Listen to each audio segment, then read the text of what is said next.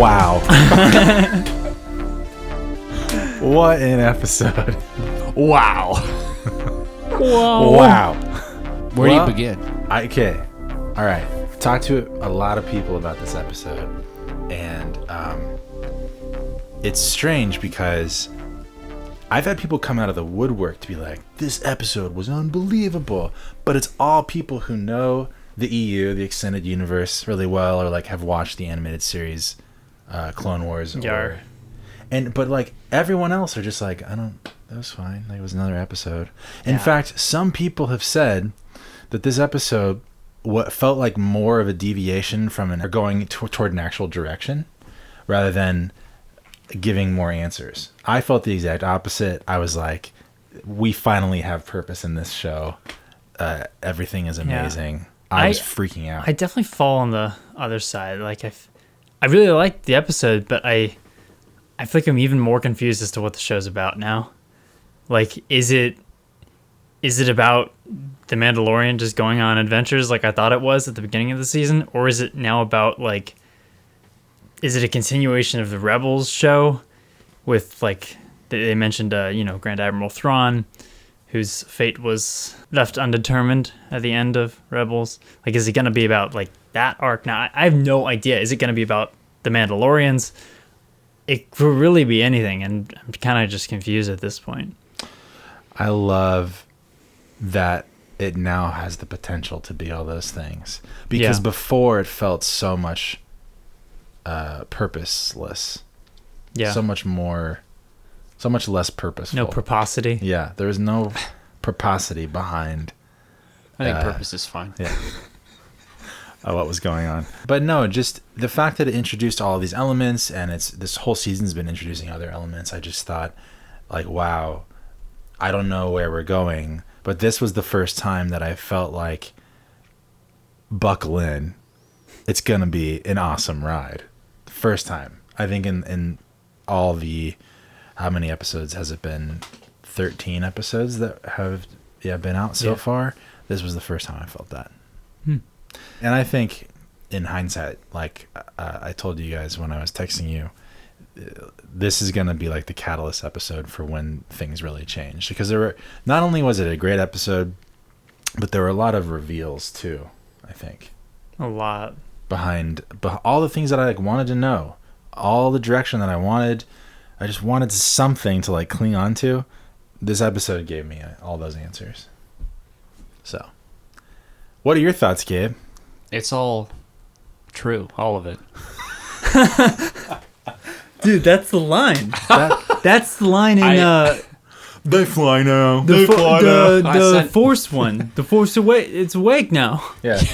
Yeah, I'm also curious to see, because there are so many potential plot threads to move forward on, which direction. I feel like this season, with 3 episodes remaining, is probably going to close with Moff Gideon again, especially since he's tracking the Razor Crest actively, which means maybe he now knows where Ahsoka is, if that's even on his radar.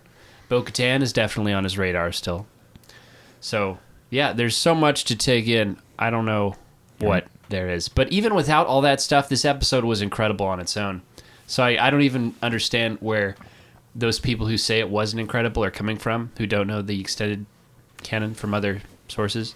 Well, because just from a strictly filmmaking standpoint, this episode was awesome. For sure. You open with this sequence of Ahsoka. She's hunting down these bandit hired mercenaries, and terrorists. It's a horror sequence, which was incredible. Yeah, incredible seeing. I think this was the first time we saw a lightsaber in The Mandalorian, and Ahsoka's got her dark second saber. time. Yeah, she's got her dual. Well, dark saber's it's a weird, its own thing. Yeah, it doesn't count. But to see the white sabers, tell it to the Mandalorians, dude. Right. to see the dual white sabers is pretty cool too. It was awesome. Yeah. When the episode started, I was texting, I think Gabe or both of you, I can't remember, in the group text, but I was saying that I think they're gonna introduce Ahsoka, and then I said, oh, Filoni wasted no time because it started with her. I thought this episode was gonna be her at the Jedi. Yeah, it was gonna be like another painstaking the episode where we're watching Mandalorian finally find Ahsoka, and it's gonna show her face in the end. But no, it opened up with her being like super nuts, force wielding, and that makes sense why they did that, because if you think about it, I would assume most people watching the show have no idea who she is. Yeah. So they had to establish that, like, oh, this is a person that uses the Force and is good with lightsabers. But super awesome. I don't really know. Like, we didn't do much else with establishing who she was. Like, thinking from like my parents' point of view, who I just watched it with, like, they didn't know who that was or the significance of like seeing this character. So I understand why some people would think it's just another deviation from the main story. There were some context clues, but it didn't really say it's like, this is Anakin Skywalker's Padawan. Yeah. You know? She wasn't wearing a name tag or anything. But I guess even then it's not important at this point. Yeah, I also think it was smart to not be like, here's a rundown of her whole history. Yeah. Because I think she's supposed to kind of be sort of like to the protagonists, Mandalorian and Baby Yoda, Grogu. This character is supposed to be like an Obi-Wan or like a Yoda, where it doesn't really matter. We just know that they're sort of this mystical force-wielding character that has insight into a realm that these protagonists do not have. Yeah. You know? Yeah. And I loved that they didn't give that background. But they also did really small, quick lines that gave background and description to the people that were in the know. Like when she talks about Anakin briefly and how she's like, I'm not going to train Grogu because I've seen this happen before, and I'm not going to train her. Like, she's talking about Anakin turning into Vader. I don't even remember that line. I feel like everybody would be able to make that connection too. Yeah. But not if people don't know that she's talking about. Like, she could have just been talking about. But it was so on the nose that it's like, oh. Well, I don't even remember the line. She was almost verbatim. It was why she wouldn't train him. She's like, I've seen this happen before. Sure. Grogu was a huge reveal, just the name of the child. No longer Baby Yoda, no longer the child. Yeah. Not to be confused with Gragra, who is one of the street vendors in Mos Espa in episode 1, who Jar Jar steals one of her like hanging rats. And that was Gragra? And then spits it back up. That was Gragra. I had heard that Favreau was the one that came up with the name. It's a cute name. Grogu. I think it fits. Yeah. I love when the Mandalorian said Grogu, like his reaction was like, "Whoa, like you actually like know my name?" That kind of thing. He said, "Bitch." Yeah. He said, "What?" It was interesting also on that note that we flesh out his past and realize that he has actually been not only in the universe for long enough time to have witnessed everything since the Clone Wars. Yeah. But he's actually not as young as you may assume. I mean, in a behavioral sense, because he's always cooing, you're like, oh, he's actually like a baby. But this creature is old enough, mature enough to be able to like have emotional brainwave conversations with Ahsoka and explain to her like, oh, this is what I've been through, and this is, and he's able to. He's probably been talking to Mando this whole time, and Mando just can't communicate with him. Yeah. They were probably also like at Coruscant in the Jedi Academy at the same time, which is interesting. Yeah. Anakin missed one. Yeah. Well, apparently he was sent away. He would have been a youngling. So he would have been about 10 when, maybe 10 or so, when Anakin missed one. Anakin killed everybody. You will not take her from me. But I love this episode, everything about it, even down to the little throwaway line where the Mandalorian, which just Din Djarin, calls her lightsabers laser swords. Yeah. I loved that because it just continued with the lore of people being kind of knowing about the Jedi, and then there are people in this universe who don't really care, or they think, the Jedis are sorcerers. They don't really understand who they are, even if they exist, or what this power is. So to them, a lightsaber is a super foreign object. He calls it a laser sword, which is something from the original harkens trilogy. to one of my favorite lines from the sequel trilogy. I have those. Where Rey, they fly now in the I think it's in Force Awakens. Yeah, it is Force Awakens, where she's somebody says Luke Skywalker, and she says, "I thought he was a myth." Yeah, and I love that idea that the Jedi who like we see as very, very present in the Clone Wars time period. The Empire's since, done their erasure of history, and now nobody really knows about them. But yeah, cool stuff. Yeah, true. And that was something really special about the original trilogy, was sort of this reestablishing of this ancient religion or mystical force that a lot of people, like Han Solo, didn't really like. He's like, that's just a bunch of Mumbo jumbo. Yeah, boo hockey.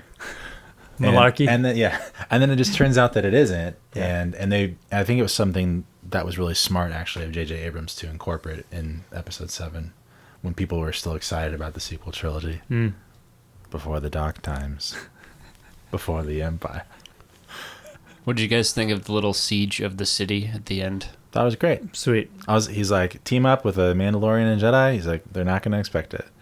I didn't expect it. Yeah, I thought that was a great little line awesome. too. Well, it was cool to see him fight at the beginning. You get to see the Mando versus Ahsoka for like 30 seconds. 2 seconds. And then you get to see them team up, which was mostly just Ahsoka killing everybody and Mando staring Michael Biehn down, which was incredible. Good to see Michael Biehn again. And the HK droids were there. Michael Biehn. Yeah, that was cool. HK droids from the Old KOTOR? Was it? KOTOR, yeah. Yeah. Yeah. And something I saw on Instagram, at the end, Ahsoka confronts the magistrate, and she's like, "See, where's your leader? Where's Grand Admiral Thrawn?" Who we know from the other Star Wars stuff, he's a pretty big figure in the Empire, and he's blue. He's blue. He's a blue guy. He's in the X-Men universe. He blew himself.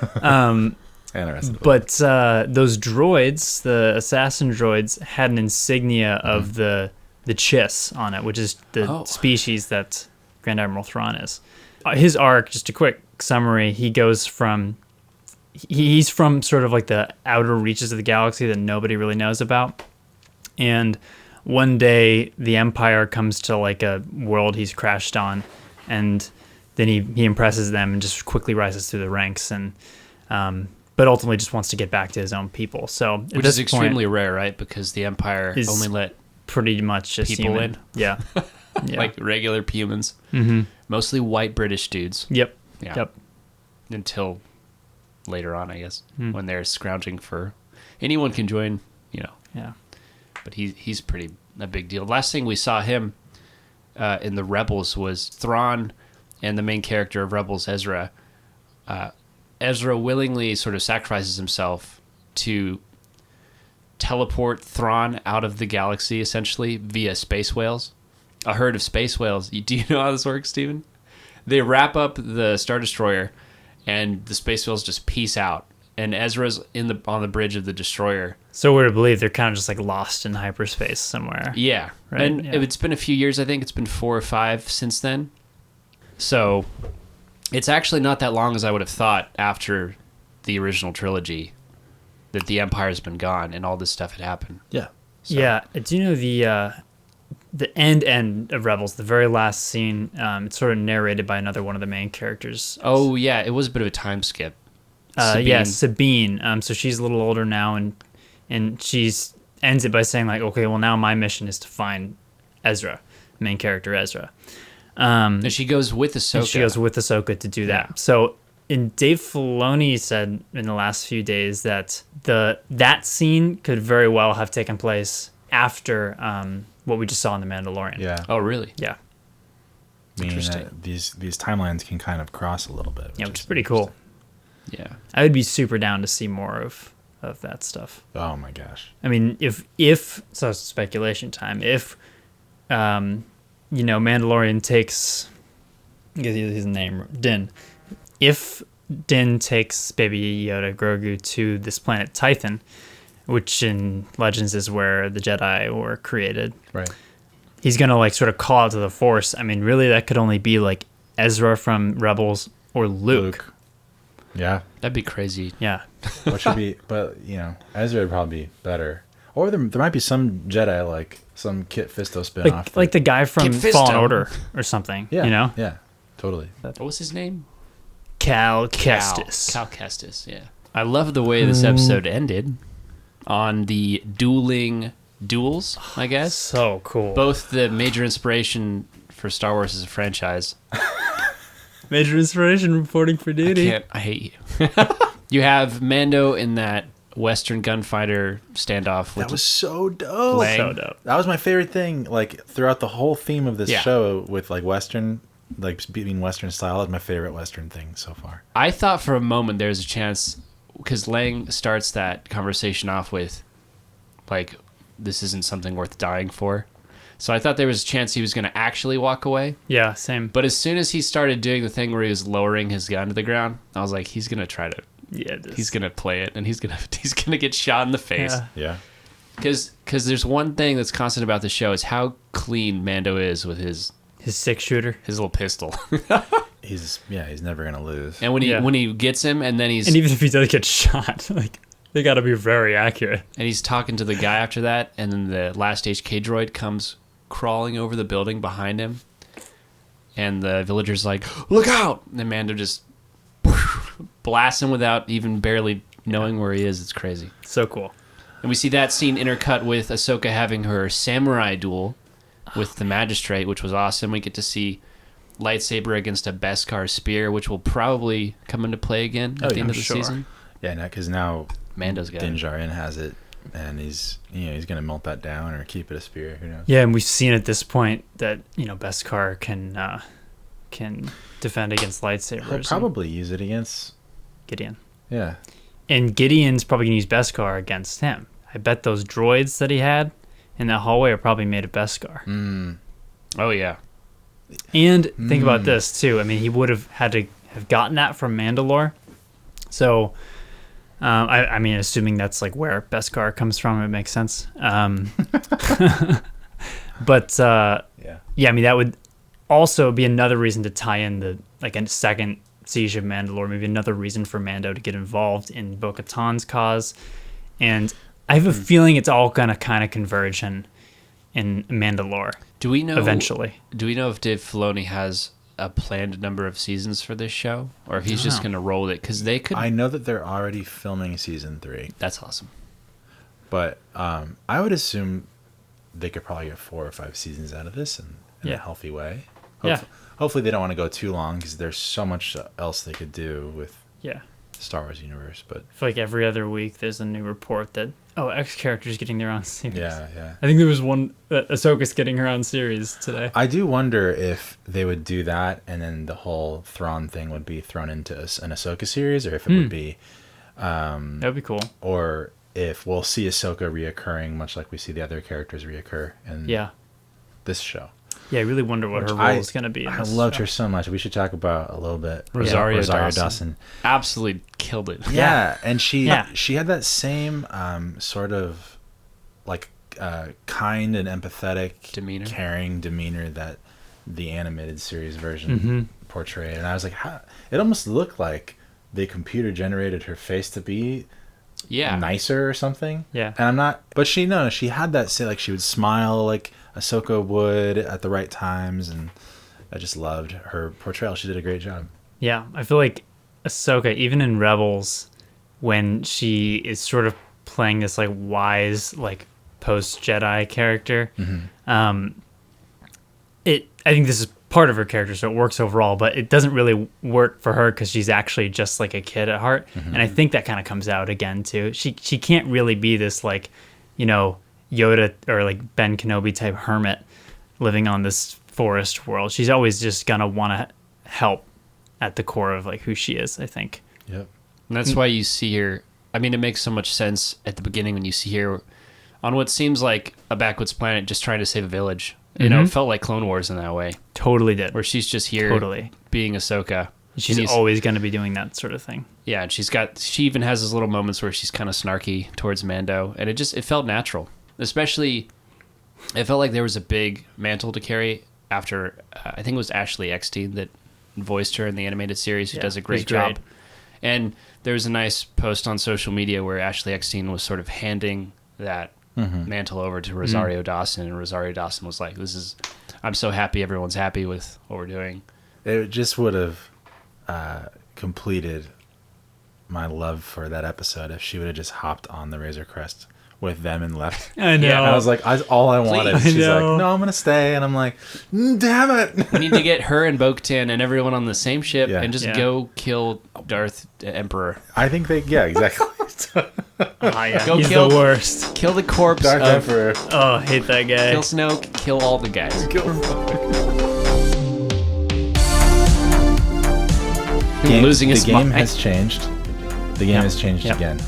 Yeah. The 2 times I said that the game has changed when they revealed Baby Yoda's background to be Grogu, the Force wielder, and then the game has changed when Thrawn's name was mentioned. That's when I texted both of you, like 12:40 in the morning, night, freaking out. I was like, please watch. I need to talk about this. I know. And neither of you cared. I was asleep. I was Okay. watching it. You were like 5 minutes ahead of me. I was like, what's coming up? What's Matt Damon? It was really cool to Say, see what's that. Matt Damon? What'd you say? What's about to happen? Oh, what's that? What's Matt Damon? Damon? Jesus Christ. Matt. Jesus It's Christ. Din it's Djarin. Jason. It's Din Djarin. It's Ahsoka Tano.